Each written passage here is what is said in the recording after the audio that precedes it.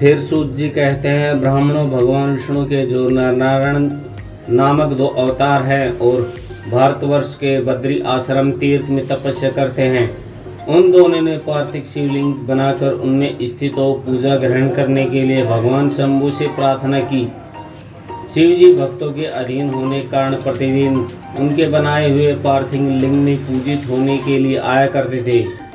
जब उन दोनों के पार्थिव पूजन करते समय बहुत दिन बीत गए, तब एक समय परमेश्वर शिव ने प्रसन्न होकर कहा, मैं तुम्हारी आराधना से बहुत प्रसन्न हूँ, तुम दोनों मुझसे वर मांगो। उस समय उनके ऐसा कहने पर नर और नारायण ने लोगों की हित की कामना से कहा, देवेश्वर, यदि आप प्रसन्न हैं और यदि मुझे वर देना चाहते हैं तो अपने स्वरूप से पूजा ग्रहण करने के लिए ही स्थित हो जाइए।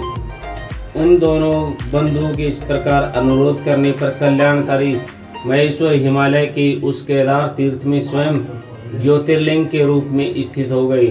उन दोनों से पूजित होकर संपूर्ण दुख और भय का नाश करने वाले शंभु लोगों को उपकार करने और भक्तों को दर्शन देने के लिए स्वयं केदारेश्वर नाम प्रसिद्ध हो गए वहाँ रहते हैं।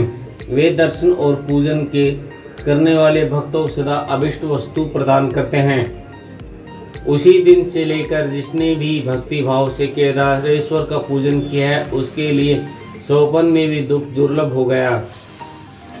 जो भगवान शिव का प्रिय भक्त वहाँ शिवलिंग के निकट शिव के रूप से अंकित वल्लय, कंकण या कड़ा चढ़ाता है, वह उस वल्य युक्त स्वरूप का दर्शन करने के लिए समस्त पापों से मुक्त हो जाता है, साथ ही जीवन मुक्त भी हो जाता है। जो बद्री वन की यात्रा करता है उसे भी जीवन मुक्ति प्राप्त होती है। नर और नारायण के साथ केदारेश्वर शिव का रूप दर्शन करके मनुष्य मोक्ष भागी होता है, इसमें संशय नहीं। केदारेश्वर भक्ति रखने वाले जो पुरुष वहाँ की यात्रा करके उसके पास तक पहुँचने से पहले मार्ग में ही मर जाते हैं, वे भी मोक्ष पा जाते हैं, इसमें विचार करने की आवश्यकता नहीं है। केदार तीर्थ में पहुंचकर वहां प्रेम पूर्वक केदारेश्वर की पूजा करके वहां का जल पी लेने के पश्चात मनुष्य का फिर जन्म नहीं होता। ब्राह्मणों, इस भारतवर्ष में संपूर्ण जीवों का भक्तिभाव से भगवान नर नारायण की तथा केदारेश्वर शंभु की पूजा करनी चाहिए। अब मैं भीम शंकर नामक ज्योतिर्लिंग का महामात्य कहूँगा। कामरूप देश में लोकहित की कामना से साक्षात भगवान शंकर ज्योतिर्लिंग के रूप में अवतरित हुए हैं। वे उनका वह स्वरूप कल्याण और सुख का आश्रय है। ब्राह्मणों, पूर्व काल में एक पराक्रमी राक्षस हुआ करता था जिसका नाम भीम था। वह सदा धर्म का विध्वंस करता और समस्त प्राणियों को दुख देता था। वह महाबली राक्षस कुंभकर्ण के वीर्य और कर्कटी के गर्भ से उत्पन्न हुआ था तथा अपनी माता के साथ सहस पर्वत पर निवास करता था। एक दिन समस्त लोगों को दुख देने वाले भयानक पराक्रमी दुष्ट भीम ने अपनी माता से पूछा, माँ, मेरे पिताजी कहाँ हैं? तुम अकेली क्यों रहती हो? मैं यह सब जानता हूँ, अतः यथार्थ बात बताओ। कर्कटी बोली, बेटा, रावण के छोटे भाई कुंभकर्ण तेरे पिता थे। भाई सहित उस महाबली वीर को श्री राम ने मार डाला। मेरे पिता का नाम कर्कट और माता का नाम पुष्कसी था। विराध मेरे पिता थे जिन्होंने पूर्व काल में राम ने मार डाला था। अपने प्रिय स्वामी के मारे जाने पर मैं अपने माता पिता के पास रहती थी। एक दिन मेरे पिता अगस्त्य मुनि के शिष्य सुतीक्ष्ण को अपना आहार बनाने के लिए गए। वे बड़े तपस्वी और महात्मा थे। उन्होंने कुपित होकर मेरे माता पिता को भस्म कर डाला। दोनों मर गए।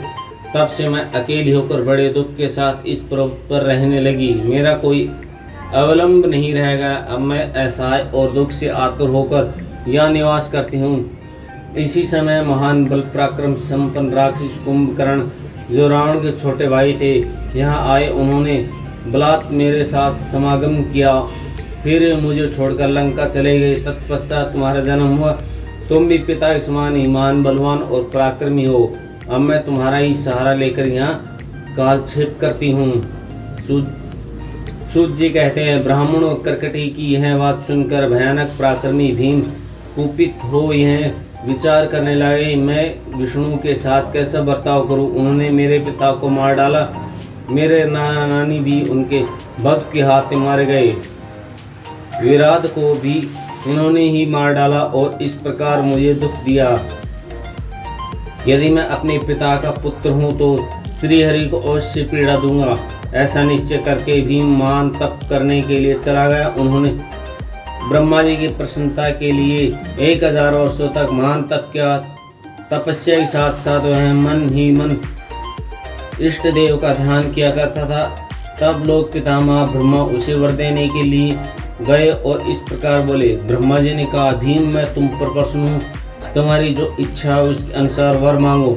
भीम बोले, देवेश्वर कमलासन, यदि आप प्रसन्न है तो मुझे वर देना चाहते हैं तो आज मुझे ऐसा बल दीजिए जिसकी कहीं तुलना न हो। सूत जी कहते, ऐसा कहकर उस राक्षस ने ब्रह्मा जी को नमस्कार किया और ब्रह्मा जी भी उसे अभिष्ट वर देकर अपने धाम को चले गए। ब्रह्मा जी से अत्यंत बल पाकर राक्षस अपने घर आया और माता को प्रणाम करके शीघ्रता पूर्वक बड़े गर्व से बोला, माँ अब तुम मेरा बल देखो, मैं इंद्र आदि देवताओं तथा इनकी सहायता करने वाले श्री हरि को महान संहार कर डालूं।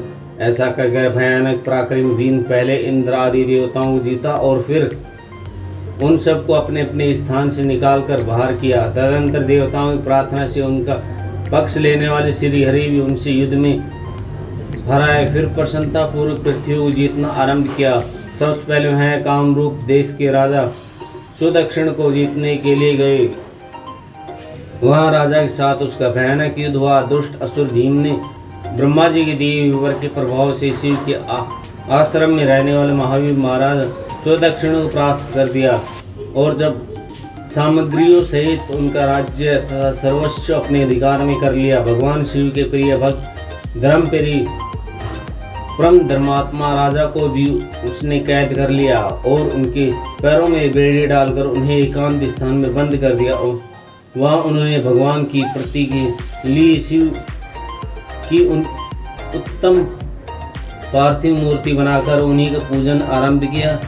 उन्होंने बारंबार गंगा जी की स्तुति की और मानसिक स्नान आदि करके पार्थिव पूजन विधि से शंकर जी पूजा संपन्न की। विधि पूर्वक भगवान शिव का ध्यान करके प्रणयुक्त पंचाक्षर मंत्र ओम नमः शिवाय का जाप करने लगे। अब उन्हें दूसरा कोई काम करने के लिए अवकाश नहीं मिलता था। उन दिनों उनकी साध्वी पत्नी राजा वल्लभा दक्षिणा प्रेम पूर्वक पार्थिव पूजन किया करती थी। वे दंपति अनन्य भाव से भक्तों कल्याण करने वाले भगवान शंकर का भजन करते और प्रतिदिन उन्हीं की आराधना में तत्पर रहते थे। इधर वह राक्षस वर के अभिमान से मोहित हो यज्ञ क्रम आदि सब धर्मों का लोप करने लगा और सबसे कहने लगा, तुम लोग सब कुछ मुझे दे दो। महर्षि और दुरात्मा राक्षस की बहुत बड़ी सेना साथ लेकर उसने सारी पृथ्वी को अपने वश में कर लिया। वह वेदों शास्त्रों स्मृतियों और पुराणों में बताए हुए धर्म का लोप करके शक्तिशाली होने के कारण सबका स्वयं ही उपभोग करने लगा। तब सब देवता तथा ऋषि अत्यंत पीड़ित हो महाकोशी के तट पर गए और शिव का आराधना तथा स्तवन करने लगे। उनकी इस प्रकार स्तुति करने पर भगवान शिव अत्यंत प्रसन्न हो देवताओं से बोले, देवगण तथा महर्षियों, मैं प्रसन्न हूँ, वर मांगो, तुम्हारा कौन सा कार्य सिद्ध करूँ। देवता बोले, देवेश्वर आप अंतर्यामी हैं, अतः सबके मन की सारी बात जानते हैं, सबके कुछ भी अज्ञात नहीं। प्रभु महेश्वर कुंभकर्ण के उत्पन्न क्रिकटी का बलवान पुत्र राक्षस भीम ब्रह्मा जी के दिए हुए वर के शक्तिशाली हो देवताओं निरंतर पीड़ा दे रहा है, अतः आप इस दुखदायी राक्षस का नाश कर दीजिए, हम पर कृपया कीजिए, विलंब न कीजिए। शंभु ने कहा, देवताओं का रूप देश के राजा सुदक्षिण मेरे श्रेष्ठ भक्त हैं, उनके मेरा एक संदेश कह दो, फिर तुम्हारा सारे कार्य सिद्ध पूरा हो जाए। उसके कहना है, कामरूप देश के अधिपति महाराज सुदक्षिण, प्रभु तुम मेरे विशेष भक्त हो, अतः प्रेम पूर्वक मेरा भजन करो। दुष्ट राक्षस भीम ब्रह्मा जी का वर पाकर प्रबल हो गया, इसलिए उसने हम तुम्हारा तिरस्कार किया है, परंतु अब मैं उस दुष्ट को मार डालूंगा, इसमें संदेह नहीं है। सूत जी कहते हैं, ब्राह्मणों तब उन सब देवताओं ने प्रसन्नतापूर्वक वहां जाकर उन महाराज से शंभु की कही हुई सारी बात कह सुनाई। उनसे वह संदेश कहकर देवताओं और महर्षियों को बड़ा आनंद प्राप्त हुआ और वे सब के सब शीघ्र ही अपने अपने आश्रम को चले गए। इधर भगवान शिव भी अपने गणों के साथ लोकहित की कामना से अपने भक्त की रक्षा के लिए सादर उनके निकट गए और गुप्त रूप से वहीं ठहर गए। इसी प्रकार कामरूप ने नरेश पार्थिव शिव के सामने गाढ़ ध्यान लगाकर आरंभ किया। इतने में ही किसी ने राक्षस से जाकर कह दिया कि राजा तुम्हारे नाश के लिए कोई पुरस्चरण कर रही है। यह समाचार सुनते ही वह राक्षस कुपित हो उठा और उनके मार डालने की इच्छा से नंगी तलवार हाथ में लिए राजा के पास गया। वहां पार्थिव आदि जो सामग्री स्थित थी उसे देखकर उसके प्रयोजन और स्वरूप को समझकर राक्षस ने यही माना कि राजा मेरे लिए कुछ कर रहा है, अतः सब सामग्रियों सहित इस नरेश को मैं बलपूर्वक अभी नष्ट कर देता हूँ। ऐसा विचार कर उस महाक्रोधी राक्षस ने राजा को बहुत डांटा और पूछा क्या कर रहे हो। राजा ने भगवान शंकर पर रक्षा का भार सौंपकर कहा मैं चराचर जगत के स्वामी भगवान शिव को पूजन कर रहा हूँ।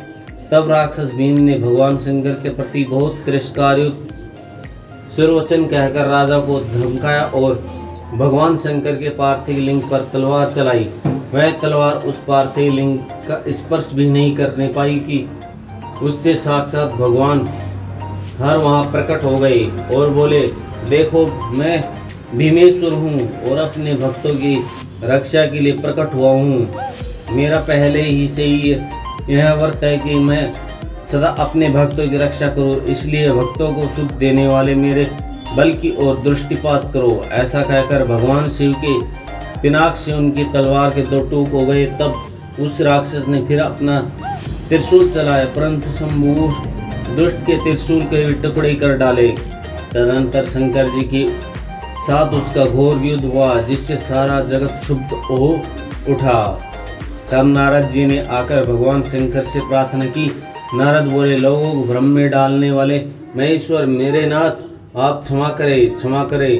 तिनके को काटने के लिए कुल्हाड़ चलाने की आवश्यकता, शीघ्र ही इसका संहार कर डालिए। नारद जी के इस प्रकार प्रार्थना करने पर भगवान शंभु ने होकार मात्र से उस